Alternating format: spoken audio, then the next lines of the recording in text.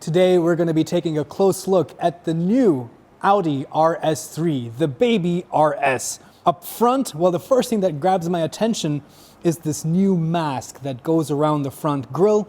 It's very glossy now. It's again, I think, in line with the design that they've been doing.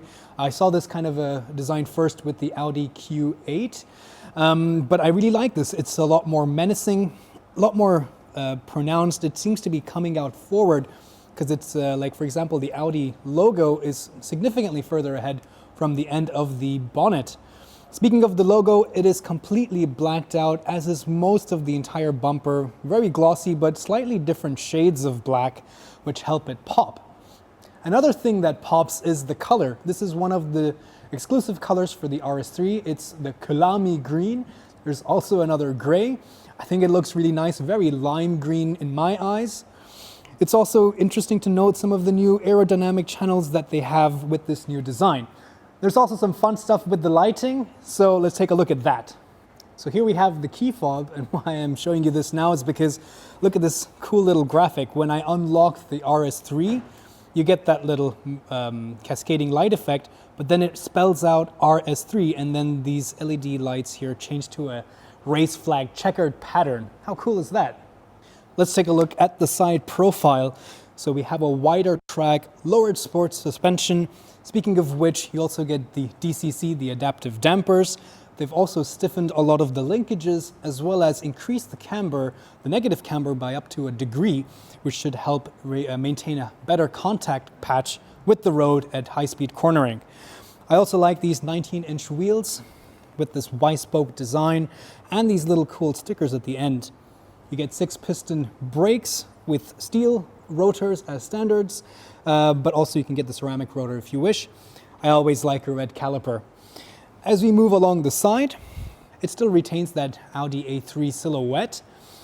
You have a very smooth roofline, a strong crease here in the front, that black contrasting mirror cap, as well as the contrasting black frame around the windows really help. It also is tied together with this black roof, as well as the black skirts in the bottom. Towards the back, now this being the sedan, it's a very sloping roofline. It's almost like a fastback, which is interesting because you also get a hatchback version of this, which is not available in all markets. Here at the rear, I really like this 3/4 view. It's got a nice haunch around the shoulders, again because of that wider track.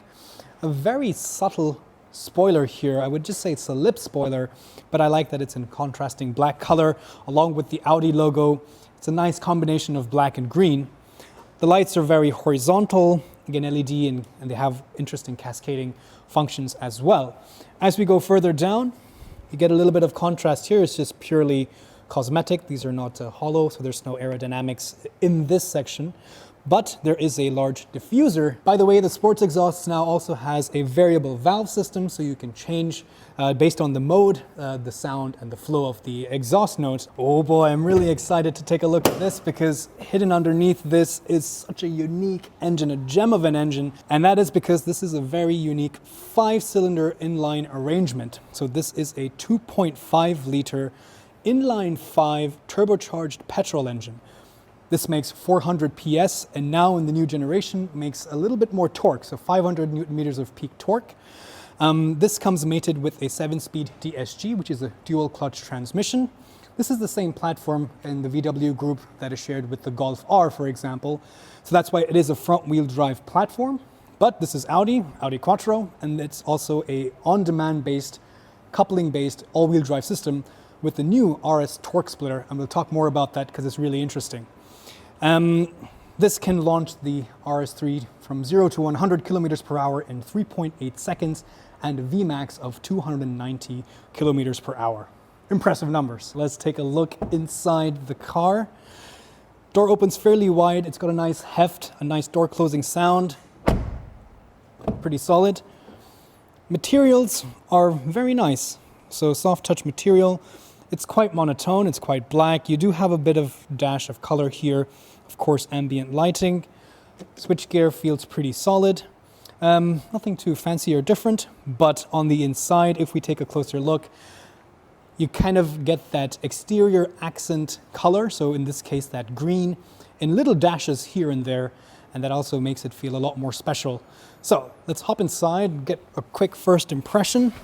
So yeah, the posture and the seating position is fairly sporty. You can put the seat down fairly low. You have a lot of adjustments. These seats are the optional leather seats, but you can get Alcantara seats, and I think it's a little bit more comfortable and you can be a little bit more kinder to animals. The steering wheel itself has a really nice grip, flat bottom, RS logo, nothing new, but I also like the fact that there is a little strip here to kind of help you position it when you're doing those drifts with that new torque split. The aircon vents also have that dash, which I really like. But overall, the design is fairly neat. It has a sense of purpose about it with these high-set air conditioning vents. I like this dash of green color. And as we go further to the right-hand side, we see the touchscreen infotainment system. You have Apple CarPlay and Android Auto wireless connectivity, which is very useful.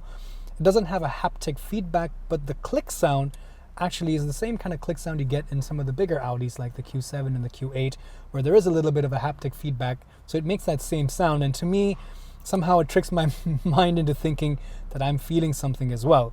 But it's fairly useful, very intuitive to use, very slick. And further down, I'm always happy to see that there are actual buttons, at least for controlling the climate control over here. We have further hotkey buttons down here for the drive select, as well as the parking assist systems. A couple USB charging ports and an inductive phone charger, so useful.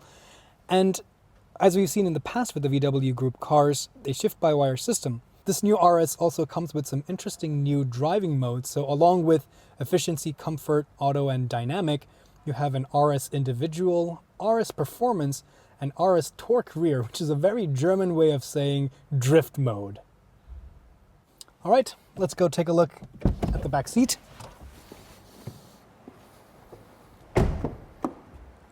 So the door opens actually fairly wide, and that goes to show that while this is a performance small sedan, it is quite practical because you can bring your child seats in fairly easily.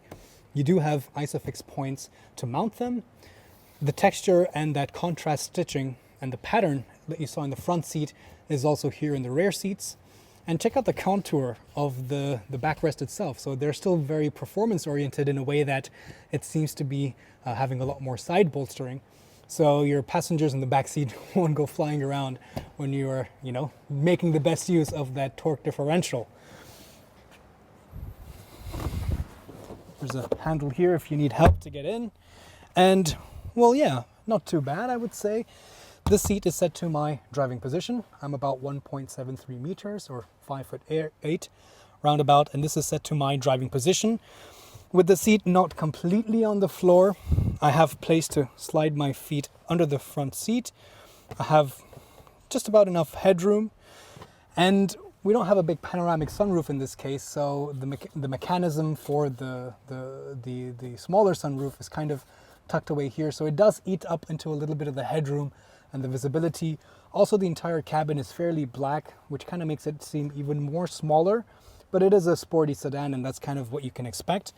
But definitely, it's very practical. We have more air conditioning vents, along with a couple USB-C ports, or an armrest. So yeah, definitely something you can live with very easily.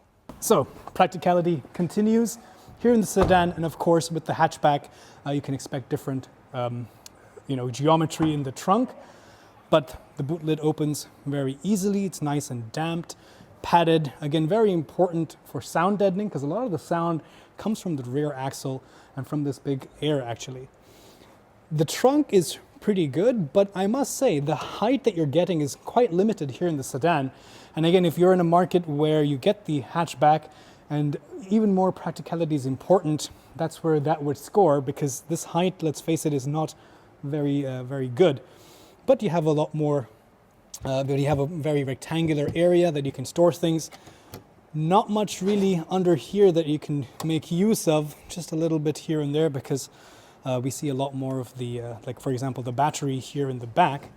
But if you need more space, you can fold the seats down not from back here, but actually from inside. You can fold the seat in a 40, 20, and 40 fashion. The Audi RS3 will be available here in Germany starting mid-August 2021. The starting price is around 60,000 euros. Of course, also here in Germany, you can get this. This is the Sportback version compared to the sedan that we just saw earlier. And I must say, I think this red is a little bit more striking. And I also do like the proportions of the Sportback more than the sedan. What do you guys think? Put it down in the comments below. The front part is pretty much identical between the two siblings, as you would expect, but the real changes start as we go towards the C-pillar, because over here, the roofline is significantly different as it continues, and you have this little spoiler at the top here, and then you have this hatchback, or rather should I say, Sportback in this case. This is a lot more practical, like we saw in the sedan. You know, the actual area in the trunk, the height that you have is significantly less compared to, well, take a look at this. I mean, there is such a wide opening, and it's also easier to access the seat latches to tumble the seats from back here if you need to. So if practicality is really what's important for you, maybe the hatchback is the version you need. As you can expect, because this is red on the outside, you also have quite a bit of red on the inside. The similar optional leather sport seats with this pattern, but of course the contrast stitching now is in red. Likewise, you have red dashes along the dashboard, as well as a red stripe on the top of the steering wheel. I also found something really interesting. Take a look at this number plate. Of course, Deutschland, Ingolstadt, where the headquarters of Audi is, RS3, third generation, serial number 1. So this is Genesis right here. And that's because actually the Sportback, this is the third generation, but the sedan over there, this is only the second generation. So if you guys could pick one, which one would it be? But make sure you click on the link below to watch our first teaser episode where we got to test the prototype, at least sitting as a passenger, to get a feel of the new differential in the rear and of course experience a little bit of that glorious 5-cylinder engine. Be sure to subscribe because very soon we will have our full test video of this car where we get to drive it out on some nice roads and tell you what it's really all about.